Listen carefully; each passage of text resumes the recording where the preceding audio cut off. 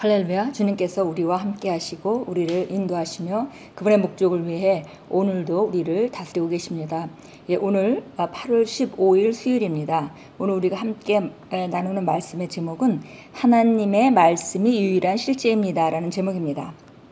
네, 이 세상에 많은 지식들이 있고 많은 이론들이 있지만, 그리고 많은 상황들이 있지만 유일한 실제는 하나님의 말씀뿐입니다. 하나님의 말씀은 영원히 변치 않고, 하나님의 말씀은 또 말하신 바를 반드시 이루는 이미 확실하게 놓여진 우주의 원리입니다.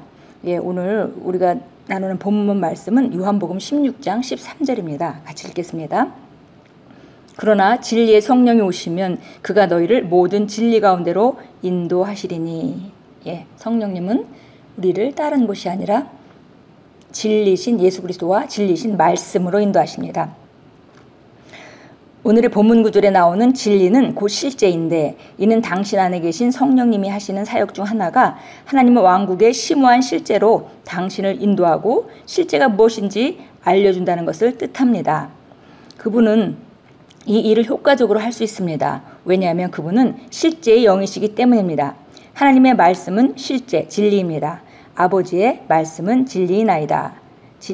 진리이니이다. 요한복음 17장 17절이 나와 있습니다. 그래서 여기서 우리가 요한복음 16장 13절 말씀에 진리의 성령님 자체가 진리시고, 그리고 우리를 모든 진리 가운데, 이 진리는 예수 그리스도와 그 다음에 기본적으로 하나님의 말씀을 말하죠. 그래서 하나님의 왕국의 심오한 실제로 우리를 인도하시는 그 성령님이신데, 그분이 바로 우리를 진리 가운데로 인도하신다고 말하고 있습니다. 그리고 그분은 진리의 영이고 또 그분은 실제의 영이십니다. 너무 많은 사람들이 실제가 무엇인지 모르기 때문에 평생 그림자를 쫓습니다.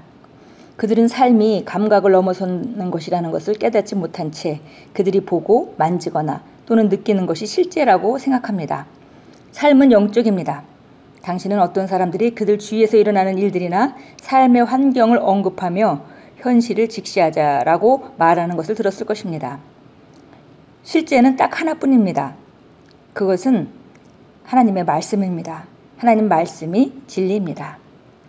많은 사람들이 거듭나지 않으면 하나님의 말씀을 제대로 이해할 수 없고 자기들이 이해하는 수준에서 이해할 수밖에 없습니다. 그러니까 삶은 영적인 것인데 영적인 걸 모르고 산다는 것은 정말 장님으로 사는 것과 똑같은 것이죠. 그러면서 보이는 세계의 감각적인 영역에 일어난 일들을 보고 움직이고, 그것 때문에 두려워하고, 그것 때문에 좌절하고 허무해하고, 이런 삶을 살 수밖에 없습니다.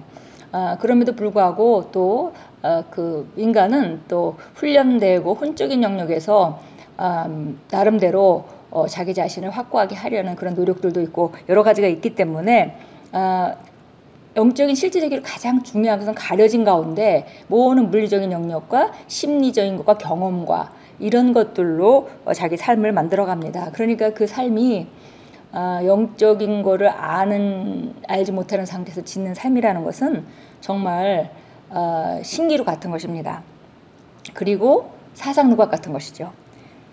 그래서 하나님 말씀만이 바로 우리를 바르게 인도할 수 있고, 우리 삶을 가장 잘 인도하실 수 있고, 성령만이 우리를 잘 진리 가운데로 인도하십니다. 말씀에만 시선을 고정하십시오. 말씀으로 보십시오. 말씀 안에서, 그리고 말씀으로 사십시오. 말씀은 결코 실패하지 않습니다. 말씀을 믿고 말씀에 따라 행동하는 것이 당신의 삶에서 말씀을 효과적으로 만드는 방법이며 당신의 길을 번영하게 하는 방법입니다. 말씀을 믿는 것만으로는 충분하지 않습니다. 당신은 말씀대로 행동해야 합니다. 말씀대로 행동하는 것이 바로 당신이 믿는다는 증거입니다. 말씀 외에는 다른 선택사항이 없는 사람처럼, 곧 오직 말씀만 의지하는 사람에게 말씀의 축복이 주어집니다. 자유롭게 하는 온전한 율법을 들여다보고 있는 자는 듣고 잊어버리는 자가 아니요 실천하는 자니 이 사람은 그 행하는 일에 복을 받으리라. 하나님의 말씀의 완전 무결함을 의심한 여지가 없습니다. 말씀과 어긋나지 마십시오. 말씀에는 당신의 믿음의 행동에 의해 일단 불이 붙으면 효력을 발휘하는 창조적인 힘이 있습니다.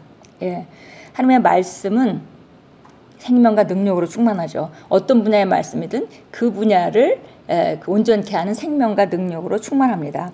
그런데 이 말씀은 머리 안에서 우리가 지식으로 가지고 있을 때 역사하는 것이 아니라 우리가 심령으로 말씀을 따라 그것이 옳다고 생각하고, 심령에 따른 것이 있으면서 머리에는 말씀의 지식을 가질 수도 있겠습니다. 그런데 그런 말씀은 역사하는 말씀이 아니고 우리가 심령에 마치 말씀이 모든 것인 것 같이 우리 심령 안에 그 말씀을 품고 그리고 그 말씀대로 행동할 때 바로 그 말씀은 그 행동에 의해서 바로 그 믿음이 있기 때문에 행동할 수 있는 거죠. 그래서 믿음의 행동을 하게 되면 그 말씀은 그 자체가 효력을 나타낼 수 있는 생명과 능력으로 충만합니다.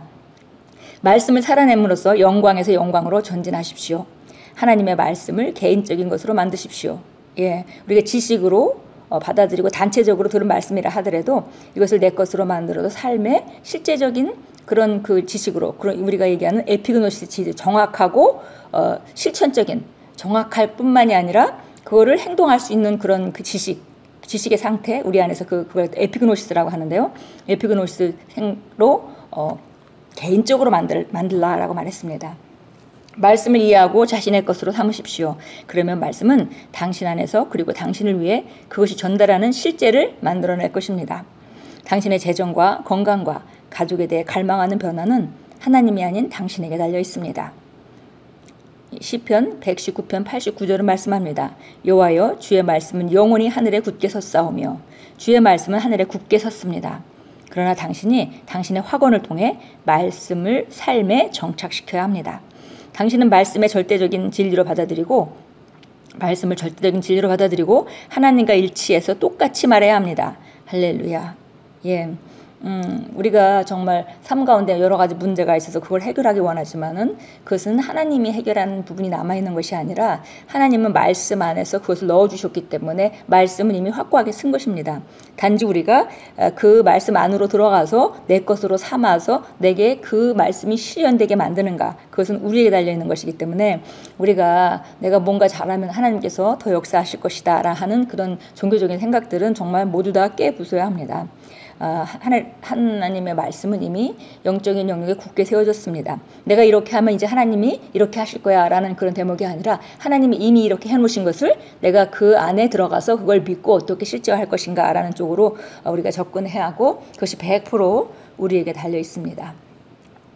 그런데 이 말씀은 하늘에 굳게 서 있다 할지라도 우리가 하나님의 말씀을 말하고 확언함으로 말미암아 또 그리고 그 말씀을 삶에 정착시키는 것은 우리가 해야 되는 일이고, 그 과정 안에서 우리는 하나님의 말씀의 진리를 절대적인 것으로 받아들이고 우리가 하나님 말씀과 똑같이 확언해서 말하고 그리고 그것을 삶에 나타내려고 문을 열 때 바로 그 말씀의 생명과 능력은 우리 삶 가운데 실제로 나타내게 됩니다.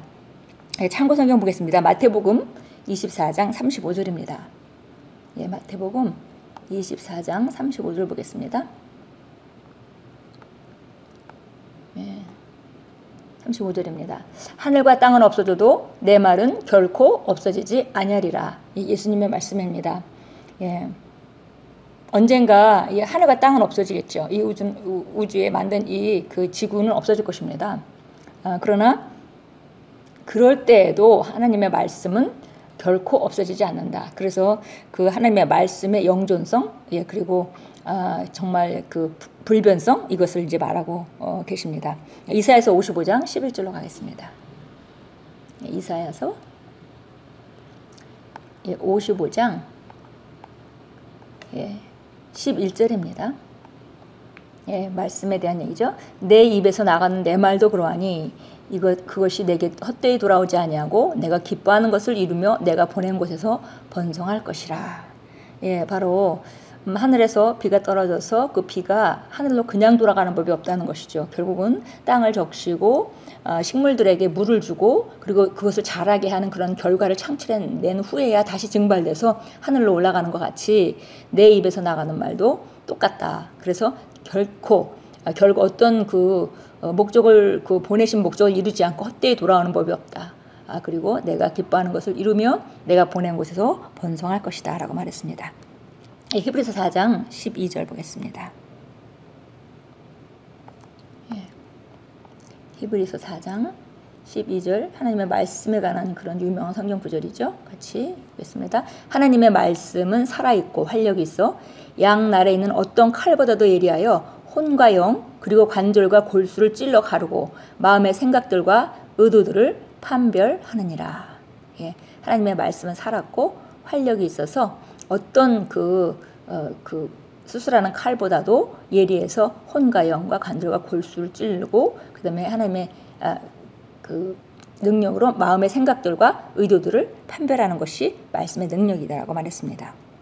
예, 고백합니다. 복되신 아버지, 아버지의 말씀은 내 생명이요 내가 날마다 살아가는 진리입니다. 그리스도 안에 있는 나의 유업을 알고 취할 수 있도록 성령님께서 내 영을 밝혀주십니다. 예수 이름으로 고백합니다. 아멘.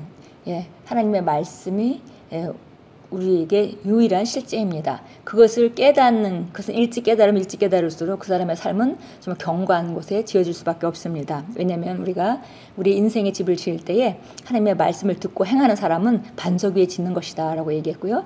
듣고 혹은 뭐 듣지 않거나 혹은 듣지 들었어도 그것을 실천하지 않는 사람은 모래 위에 짓는 집과 같다. 예, 그러니까 기본적으로 이건 언제 무너질지 모르는 그런 사상 누각이라고 말하고 있습니다. 예, 오늘도 정말 우리에게 말씀을 주신 주님을 찬양합니다. 그리고 하나님의 말씀이 우리에게 있다는 것이 얼마나 우리가 완벽한 인생 가운데 놓여진 것인지 정말 하나님이 우리에게 주신 구원이 너무 놀랍습니다. 우리 생명의 문제를 해결했을 뿐만이 아니라 바로 우리에게 이 말씀을 주시고 성령을 주신 것은 우리를 완벽하게 인도하시는 하나님 아버지의 사랑이었습니다. 예, 하나님 아버지의 사랑에 감사하시고 오늘도 말씀이 최고로 놓여지는 삶, 예, 우리 생각 속에 말씀이 주인되는 삶, 그것이 바로 예수가 주인되는 삶입니다. 오늘도 예수님 주님으로 모시고 승리하십시오.